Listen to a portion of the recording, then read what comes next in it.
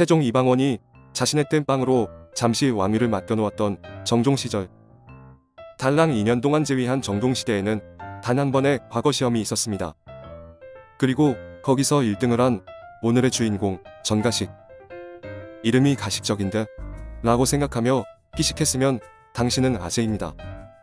여튼 역시 학교에서는 배운 적 없는 인물이지만 분명 우리의 조상이었던 사람입니다. 전가식은 실록에서 3가지 정도가 눈에 띕니다. 일단 자잘한 2개 먼저 설명하고 마지막으로 메인을 소개해드리겠습니다. 첫 번째는 전가식이 정종 1년에 과거에 1등으로 급제해서 말 한 피를 하사받았다는 내용과 그가 민재의 문화생이었다는 내용입니다. 민재는 태종 이방원의 스승이자 장인어른이었습니다. 태종에게 죽임을 당했던 많은 인물 중 상위 랭커에 있는 민씨 사형제의 아버지이자 세종의 외아버지이죠. 민씨 사형제의 비극은 어차피 민재 사후의 일이었고, 민재는 당대의 대학자로 많은 이들에게 존경을 받는 이였기에 전가식이 그의 문화라는 점은 실록에 실릴 정도의 일이었던 것입니다. 두 번째는 고려의 충신 길제와 이방원의 사이에 다리 역할을 했다는 내용입니다.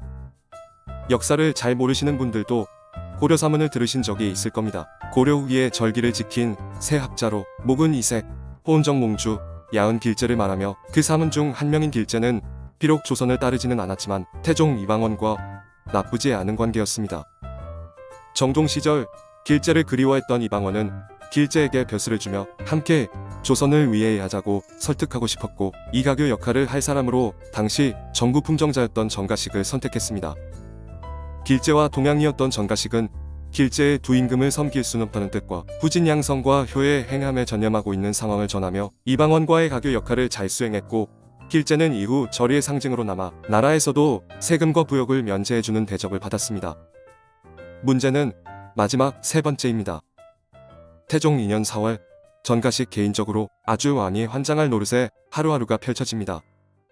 4월 1일, 당시 사간원의 좌정원이었던 전가식은 동료인 이직즉과 함께 태종에게 상소를 올립니다. 사간원은 지금의 언론 역할을 하는 기관으로 업무 자체가 임금에게 간언하는 것이었습니다. 내용인즉슨 님은 정치도 잘하고 통치력도 있고 좋은데 화려한 걸 찾고 여자 좋아하고 대간의 말이 좀 거슬리면 폭발하고 매와 개를 과하게 좋아하고 하는 점들은 좀 고쳐라 라며 세부적인 항목을 덧붙였습니다. 태종은 머쓱해하며 알긴 알겠는데 이왕이면 좀 살짝 조용히 이야기하지, 너무 공개적으로 말해서 사관이 기록에 다 남기겠다며 서운함을 내비쳤습니다. 그리고 당장 다음 날인 4월 2일부터 지독한 괴롭힘이 전가식에게 다가옵니다. 날짜별로 내용을 정리해보겠습니다. 4월 2일, 사헌부에서 이지직 전가식을 탄핵했는데 그 이유는 세 사람이 상소를 해야 하는데 두 사람이 했다는 것이었습니다. 현대로 치면 기자가 보도를 함에 있어 형식상의 실수를 했다고 회고하라는 것이죠.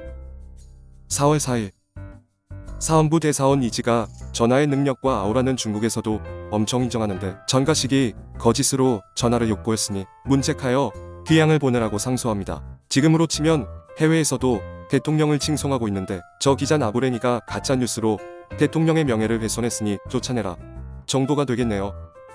하지만 태종은 간관이 한 말로 어떻게 벌을 내리냐며 넘어가려 하니 한 사헌부 지평이 사직서를 올렸습니다. 4월 5일, 사헌부에서 또 상소를 올립니다. 이번엔 조언죄로 벌을 내려야 한다고 주장하고 태종은 이때도 전가식 편을 들어주었습니다.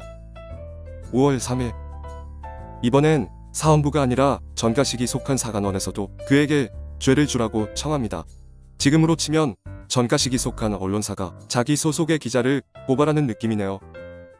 5월 3일, 사간원까지 상소한 같은 날인 3일, 조선의 최고 행정기관인 의정부에서도 같은 죄로 전가식의 처벌을 요구합니다. 결국 5월 11일 태종은 끊임없는 상소에 전가식을 신문할 것을 허락하고 하직합니다. 참고로 이때 신문을 하며 전가식에게 너 혼자 그런 엄청난 발언을 했을 리 없으니 너를 사주한 사람을 불러라 라고 괴롭혔고, 어이없던 전가식은 마지못해 여흥부원군에게 자기가 그런 말을 했을 때 긍정의 표시를 해주었다라고 이야기했습니다.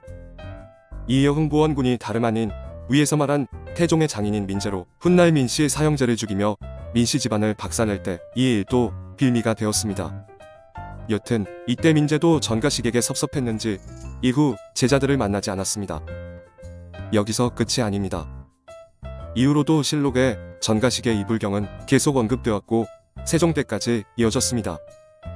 세종 1년 5월 21일 대간들이 전가식의 죄를 또 청했고 세종은 윤허하지 않았으나 다음 날 계속된 요구에 결국 5월 1일 전가식을 파직하고 해서인했습니다. 대간들은 이후에도 전가식을 못 잡아먹어 안달이었지만 세종은 더 이상은 죄를 묻지 않았습니다. 도대체 전가식은 어떤 삶을 살았던 것일까요? 사실 태종과 세종은 전가식을 신임하고 좋아했습니다. 길제 사건에서도 언급했듯 태종이 전가식을 인정했다는 부분은 여기저기서 꽤 발견되며 세종 또한 전가식이 84세의 나이로 죽었을 때 예관을 보내 조문했고 크게 슬퍼했습니다. 실제 정의품인 예조 판서까지 벼슬도 했고 사후에는 영의정에 추증되기도 했습니다. 하지만 그건 어디까지나 왕과의 관계였고 신하들 사이에서는 뭔가 알 수 없는 시기와 질투가 있었던 것으로 보입니다. 실록에 나온 것만 저 정도이고 전가식을 아꼈던 태종 세종까지 두 손들 정도였으니 정말 어느 정도였을지 상상이 가질 않습니다. 최근 유튜브에 검색되지 않는 역사의 인물을 주제로 정유복, 배윤, 대추에 이어 전가식까지 올려보고 있는데 컨텐츠를 만드는 재미가 쏠쏠합니다. 그다지 알려지지 않은 인물들이지만 역사 속에서 각자의 생활을 하며 그 역할이 크든 작든 나라를 이끌어가는 인물들이었고 현대의 우리네들과 다르지 않다는 생각이 들어 계속 인물들을 찾아보게 되네요. 유명하지 않은 인물들이라 컨텐츠로 인기는 조금 없을지 모르지만 그래도 종종 만들어 보겠습니다.